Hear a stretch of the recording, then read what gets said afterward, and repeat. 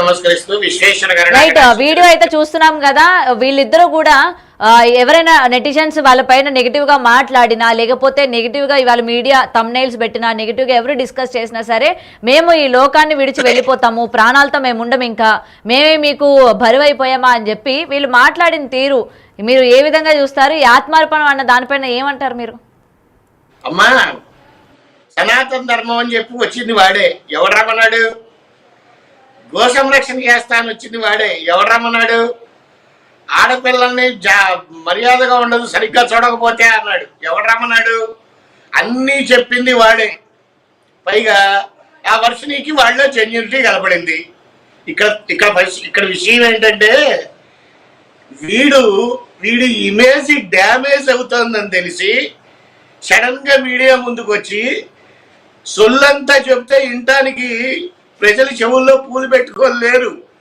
నువ్వు ఆత్మార్పణ ఆత్మార్పణ చేసుకోరా, ఎవడికి నష్టము? దేశానికి ఏమన్నా నష్టమా? రాష్ట్రాలకు ఏమన్నా నష్టమా? కాకపోతే నీతో పాటు ఆ అమ్మాయి కూడా ఆత్మార్పణ చేసుకుంది అని ఒక చిన్న బాధ అంతే. నువ్వు చస్తే చావు. ఎన్నిసార్లు చెప్తావు నేను చస్తా అని? చచ్చేవాడు ఎప్పుడు చెప్పి చావడు. నేను ఈ సరిహద్దులకే రాను అని చెప్పావు కదా, నువ్వు ఎక్కడల్లా వస్తావు? భారతదేశం మొత్తం పోలీసులు ఉంటారు. నువ్వేదో అతి తెలివిగా మాట్లాడుతున్నానని మాట్లాడుకో. అయితే గురుగారు ఇది కేవలం బ్లాక్ మెయిల్ చేయడానికి మాత్రమే ఇలాంటి వీడియో రిలీజ్ చేశాడు అనుకోవచ్చా? అందరికి కూడా బ్లాక్ మెయిల్ చేస్తున్నాడు అనుకోవచ్చు? 100% బ్లాక్ మెయిలేనమ్మా. అంతకు ముందు ఎన్నిసార్లు చెప్పలా ఆత్మార్పణని? శ్రీకాళహస్తిలో చెప్పాడు, ఇంకో చోట చెప్పాడు. చెప్పేవాడు ఎప్పుడు చెప్పిసావాడు. ఆ తర్వాత ఇక్కడ పాయింట్ ఏంటంటే అసలు వీడి వెనకాలన్నటువంటిది ఎవరు పెద్దలున్నారు? నాకు తెలిసిన ఇన్ఫర్మేషన్ ప్రకారం ఒక జడ్జి గారు అయితే బెంగళూరులో ఉన్నారని వాడే చెప్పాడు. ఇంకో జడ్జి గారు కూడా ఉన్నారని నా అనుమానం. నువ్వు చస్తా ఎవరిని బెదిరిస్తావురా గాలిముండా కొడక? తమాషాలు ఆడుతున్నావా? ఇటువైపు రావా? కేదార్నాథ్ లో ఉంటావా? అదే మొన్నటి వరకు కూడా తను చెప్పడం జరిగింది, నేను తెలంగాణ వస్తాను, తన పైన ఉన్న కేసులకి సంబంధించి నేను క్లారిఫికేషన్ ఇచ్చుకుంటాను అని నిన్నటి వరకు చెప్పిన వ్యక్తి ఈ రోజు నేను అటు ఆంధ్రాకి కానీ తెలంగాణకు కానీ నేను రాను, నేను ఇంక ఇక్కడే ఉంటాను, మీరెవరు మా జోలికి రావద్దని చెప్తున్నాడు. అబ్బా, మీకు పాయింట్ అర్థం కావట్లా. చట్టాలను తిట్టాడు, న్యాయస్థానాలను తిట్టాడు, డిపార్ట్మెంట్ వాళ్ళని కొట్టాడు. ఏ మీడియా అయితే వాడిని హైప్ చేసిందో ఆ మీడియా వాళ్ళని కూడా ఫోన్ చేసి కత్తులతో చంపేస్తా అన్నాడు. వాడి పక్కన ఎవడో గొట్టంగాడు ఉన్నాడు, వాడి శిష్యుడు. వాడు ఫోన్లో మాట్లాడటం. ఈడికే గతి లేదు.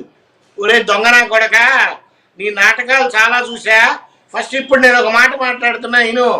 నువ్వు ఎవరికి ఫోన్లు చేసి డబ్బులు ఆఫర్ చేశావో నాకు తెలుసు. నీ వెనకాల ఏ రాజకీయ నాయకులు ఉన్నారో నాకు తెలుసు. నీ వెనకాల డిపార్ట్మెంట్ వాళ్ళు ఎవరున్నారో నాకు తెలుసు. ఇవన్నీ నేను హైదరాబాద్ వచ్చి విత్ ప్రూఫ్స్ తో ప్రెస్ మీట్ పెడతా. మొత్తం కూడా గురుగారు అంటే మీరు మొత్తం కూడా సేకరిస్తున్నారా వివరాలన్నీ? అంటే ఏ పొలిటీషియన్ ఉన్నాడు లేకపోతే డిపార్ట్మెంట్ లో ఎవరు ఉన్నారు అని చెప్పి, ఇటు లాయర్స్ కానీ లేకపోతే జడ్జిలు కానీ ఎవరెవరు ఉన్నారు అని చెప్పి ఇప్పుడు మొత్తం కూడా దానికి సంబంధించిన ఇన్ఫర్మేషన్ అంతా కూడా మీరు గ్యాదర్ చేస్తున్నారా? మొత్తం ఇన్ఫర్మేషన్ గ్యాదర్ చేస్తున్నాను. ఆల్మోస్ట్ 60% ఇన్ఫర్మేషన్ వచ్చేసింది. ఇప్పుడైతే నేను రివీల్ చేయదలుచుకోలేదు, మీడియా ముందుకి కూడా రాను. ఇవన్నీ డైరెక్ట్గా ముఖ్యమంత్రి గారికి అందజేస్తాను. తర్వాత మీడియాకు వస్తా. ముందరే మీడియాకు వస్తే ఈ ముండా కొడుకు వేసే నాటకాలు ఏంటో నాకు బాగా తెలుసు. ఇక్కడ పాయింట్ అది కాదమ్మా. నేను ఒక మాట మాట్లాడతాను, దయచేసి మధ్యలో డిస్టర్బ్ చేయొద్దు. విశాఖపట్నంలో ఒక గురువు ఉన్నాడు. ఆయన గురువు అని నేను అనను. ఆయన పేరు యోగి ప్రభాకర్ గారు గతంలో కూడా మాట్లాడారు కదండి. గతంలో ఈయనకి బట్టలు కప్పడం కావచ్చు అన్ని అతను గురువు అని చెప్పాడు. ఒక్క నిమిషం తల్లి. ఈ యోగి ప్రభాకర్ గారు వీడిని తీసుకెళ్లి బట్టలు కప్పి వీడు అఘోరావాడు, వీడు తోపు తురుము, వీడంత గొప్పవాడు లేడు అని మీడియాకి చెప్తే ప్రస్తుతం చిన్న చిన్న సాధనలు చేసుకునే వాళ్ళు ఏ స్థితిలో ఉంటారో ఆలోచించండి. ఆయన చెప్పిన దానికి నమ్మి ఈ ముండా కొడుకు దగ్గరికి వెళ్తే వీడికి ఏమొచ్చు?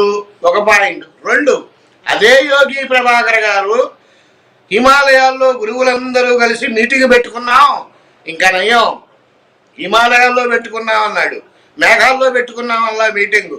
తల్లిదండ్రుల అనుమతి లేకుండా ఎవరిని తీసుకురాకూడదు అని కొత్త విషయాన్ని, ఓ గొప్ప విషయాన్ని కనిపెట్టినట్టు చెప్పాడు. తల్లిదండ్రుల అనుమతి లేకుండా ఏ పని చెయ్యకూడదని నువ్వు చెప్పేదేంటి? భగవంతుడే చెప్పాడు. ఏం సందేశం ఇస్తున్నారు? ఇకపోతే